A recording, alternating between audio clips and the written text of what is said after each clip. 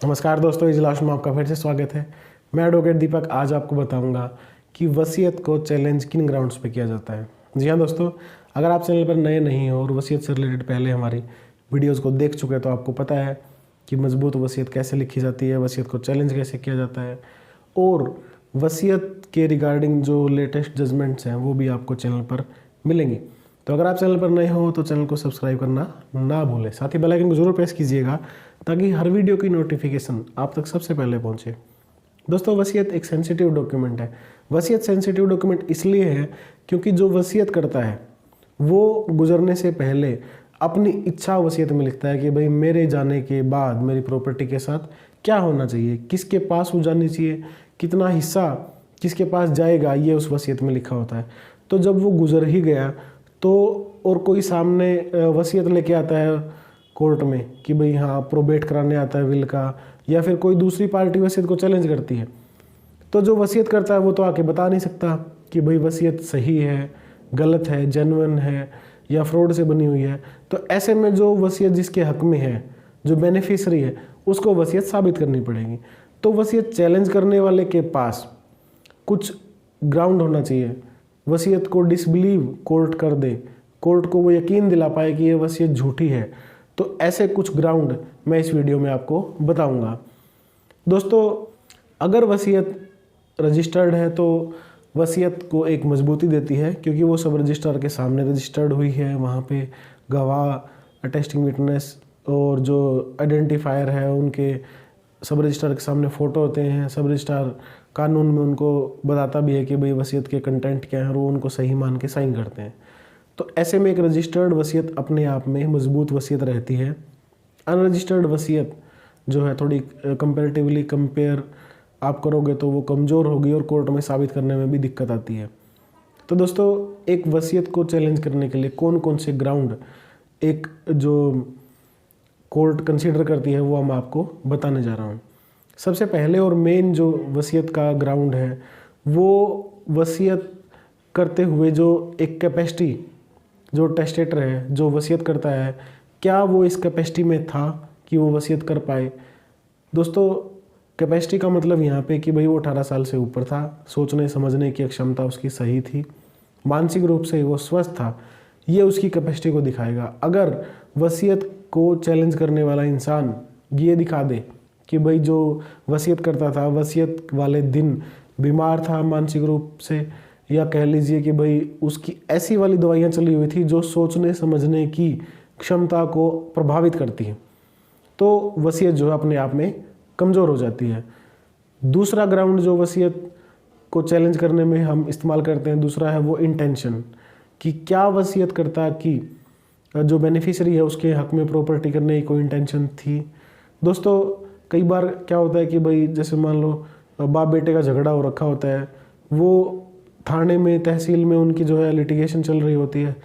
इसी बीच मान लीजिए एक बाप बेटे की लिटिगेशन चली हुई है और वो एक दूसरे को प्रॉपर्टी को लेके झगड़े में है, और उसी दिन जिस दिन उनका मुकदमा पेंडिंग है उसी दिन जो फादर है वो वसीयत करता है कि भाई सारी प्रॉपर्टी बेटे को चली जाए। बेटियां उसको चैलेंज करने आ जाती हैं, तो वो अपने आप में एक इंटेंशन को साबित करना पड़ेगा जो बेनिफिशरी है बेटा उसको, क्योंकि जहाँ एक तरफ लिटिगेशन चल रही थी तो दूसरी तरफ उस जो टेस्टेटर है उसकी इंटेंशन उस बेटे को प्रॉपर्टी देने की थी या नहीं, ये अपने आप में एक सवाल रहता है। उसके बाद दोस्तों, एक और मेन ग्राउंड है वसीयत को चैलेंज करने का, वो है एग्जीक्यूशन। जी हाँ दोस्तों, वसीयत एग्जीक्यूट उसी तरीके से होनी चाहिए जिस तरीके से कानून में बताया गया है। मतलब कि अटेस्टिंग विटनेस उसके ऊपर कंपलसरी है।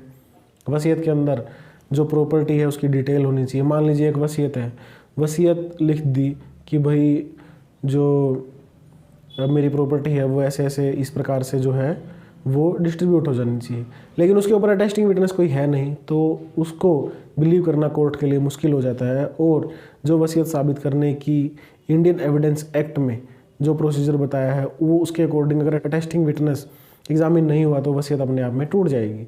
उसके बाद जो वसीयत को चैलेंज करने का एक और ग्राउंड है वो अनडू इन्फ्लुएंस। मान लीजिए कि भाई कोई एक ऐसा इंसान है जो वसीयतकर्ता के ऊपर अपना इन्फ्लुएंस बनाए हुए हैं, वो उसको बाध्य किए हुए हैं, मतलब फ्री विल से वसीयत नहीं हुई है, ऐसा अगर आप कोर्ट में साबित कर देते हो कि भाई वो किसी भय, किसी डर, किसी भी ऐसी मिस रिप्रेजेंटेशन में या कह लीजिए अंडर इन्फ्लुएंस में वसीयत की गई है, तो उस वसीयत को कोर्ट नहीं मानता और उसको तोड़ देता है।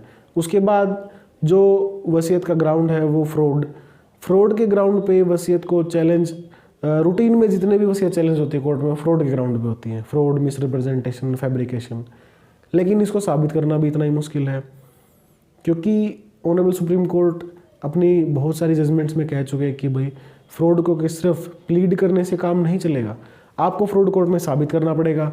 कोर्ट में फ्रॉड साबित करने के लिए आपको दिखाना पड़ेगा कि भाई वसीयत करते हुए वसीयतकर्ता के साथ क्या फ्रॉड हुआ था। मान लीजिए आप कोर्ट में ये साबित कर पाएँ किसी गवाह के मार्फत कि भाई जो वसीयत करता है, वसीयतकर्ता को कोर्ट में ये कह के बुलाया गया था, तहसील कार्यालय, सब रजिस्ट्रार कार्यालय में ये कह के बुलाया गया था कि आपका लोन करा देंगे। उसके बाद जो लोन के डॉक्यूमेंट्स हैं वो भी एग्जीक्यूट हुए हों, लेकिन सेम डे उसकी वसीयत करा दी गई हो, तो ऐसे में क्या होगा, कोर्ट इस प्रकार के डॉक्यूमेंट्स को कंसिडर कर सकता है। लेकिन उसके लिए आपको फ्रॉड सिर्फ प्लीड करने से काम नहीं चलेगा, मुकदमे में लिखने से काम नहीं चलेगा, आपको फ्रॉड साबित करना पड़ेगा।